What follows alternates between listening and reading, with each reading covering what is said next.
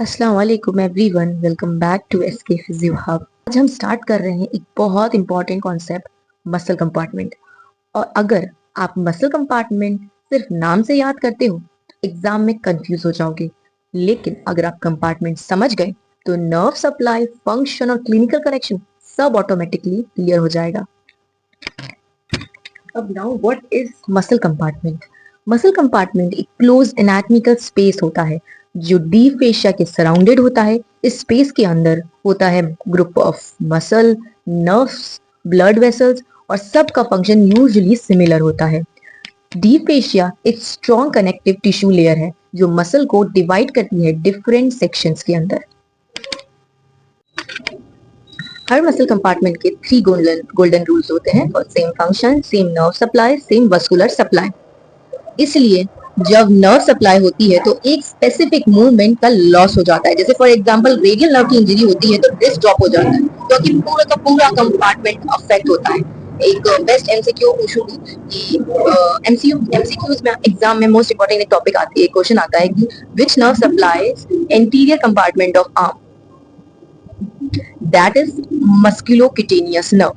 अगर musculocutaneous nerve की injury हो गई तो क्या हो सकता है? फ्लेक्शन वीक होगा, क्योंकि फ्लेक्शन में जो बाइसेप और ब्रेकियालिस है वो वीक हो जाती हैं, तो जो आर्म है उनका फ्लेक्शन नहीं होता, बाकी सुपिनेशन भी नहीं होगा। सुपिनेशन क्यों नहीं होगा? क्योंकि बाइसेप्स वीक है तो सुपिनेशन नहीं होगा। और क्या नहीं होता? सेंसरी लॉस हो जाता है। क्यों? क्योंकि बाइसेप्स और ब्रेकियालिस वीक हो गई हैं, नर्व में इंजरी हुई तो ऑफ कोर्स सेंसरी लॉस होगा, क्योंकि मस्कुलोक्यूटेनियस नर्व एक सेंसरी नर्व है, ठीक है। और सेंसरी नर्व कहाँ, सेंसेशन कहाँ जाएगा? लेटरल साइड पे जाएगा। आर्म की बात करते हैं, चलिए पहले सबसे पहले आर्म को उठाते हैं। आर्म को हम ब्रेकियम भी बोलते हैं, ब्रेकियम कंपार्टमेंट। क्यों? क्योंकि आर्म कंपार्टमेंट जो एंटीरियर कंपार्टमेंट हम पढ़ेंगे, सबसे पहले आर्म का फर्स्ट कंपार्टमेंट एंटीरियर कंपार्टमेंट।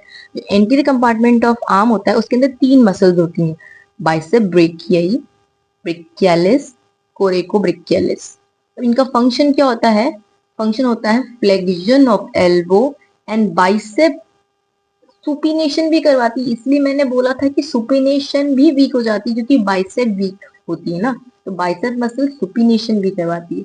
और इनकी नर्व सप्लाई होती है, जस्ट बताई है, दैट इज मस्कुलोक्यूटेनियस नर्व। और क्लिनिकल पॉइंट से अगर मस्कुलोक्यूटेनियस नर्व डैमेज हो जाए तो एल्बो फ्लेक्शन वीक हो जाता है। अब भी बताया था मैंने। हम four arm compartment, four arm में 2 मेन कंपार्टमेंट होते हैं, interior compartment and posterior compartment, ठीक है। इंटीरियर कंपार्टमेंट क्या करता है? फ्लेक्शन करवाता है एंड प्रोनेशन करवाता है। और उसको कौन सी नर्व सप्लाई करती है? मीडियन नर्व सप्लाई करती है, ठीक है, मोस्टली मीडियन नर्व सप्लाई करती है। बाकी जो पोस्टीरियर कंपार्टमेंट होता है वो एक्सटेंशन और सुबिनेशन करवाता है और उसको रेडियल नर्व सप्लाई करती है। आते हैं हम पोस्टीरियर कंपार्टमेंट ऑफ आर्म। इसमें सिर्फ एक ही मसल होती है, दैट इज ट्राइसेप्स। ये हमारी पोस्टीरियर कंपार्टमेंट, ये वाली मसल्स होती हैं ट्राइसेप्स। अब इसका फंक्शन होता है एक्सटेंशन ऑफ एल्बो, और इसको कौन सी नर्व सप्लाई करती है? रेडियल नर्व सप्लाई करती है। और क्लिनिकल पॉइंट ऑफ व्यू से रेडियल नर्व इंजरी होती है तो रिस्ट ड्रॉप हो जाता है, रिस्ट ड्रॉप दिस थिंग, क्योंकि पोस्टीरियर कंपार्टमेंट फोर आर्म भी अफेक्ट होता है, ठीक है। अब आते हैं हम सबसे सबसे इंपॉर्टेंट टॉपिक पे, क्लिनिकल करेक्शन, किसका? कंपार्टमेंट सिंड्रोम का।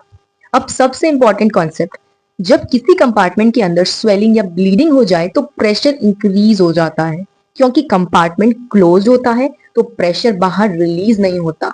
रिजल्ट क्या आ सकते हैं? जैसे ब्लड सप्लाई कॉम्प्रोमाइज हो जाना, टिश्यू का इस्चीमिया हो जाना। इस्चीमिया मतलब ऑक्सीजन की कमी ब्लड के अंदर, दैट मीन्स ऑफ इस्चीमिया, ठीक है।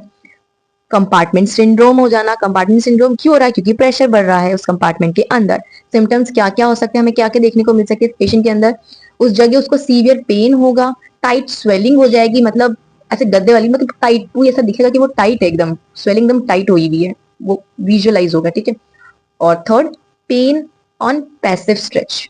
पैसिव स्ट्रेच जब हम पेशेंट को करवाएंगे तो उसको पेन होगा। अब इसका ट्रीटमेंट होता है इमरजेंसी फेसिक्टोमी। में क्या होती है? फेसिक्टोमी एक सर्जिकल प्रोसीजर है जिसमें डीप फेशिया को कट किया जाता है, और ताकि जो कंपार्टमेंट के अंदर का जो प्रेशर है ना वो कम हो सके और कंपार्टमेंट सिंड्रोम से बचा जा सके।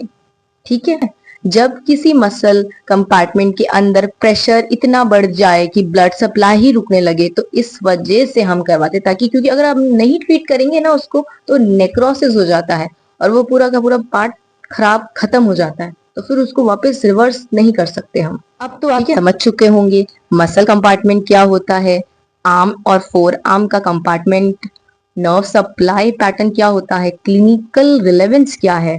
मेरी नेक्स्ट वीडियो में हम डिटेल में पढ़ेंगे brachial plexus, the nerve supply of the upper limb and this is the best game changer of the upper limb. इसको अगर नहीं पढ़ा ना तो फिर पूरी साल रोते रहेंगे। ठीक है, तो अगर आपको ये लेक्चर हेल्पफुल लगे तो लाइक करें, शेयर की करिए और चैनल को सब्सक्राइब करिए, because here we don't memorise anatomy, we understand it. Thank you.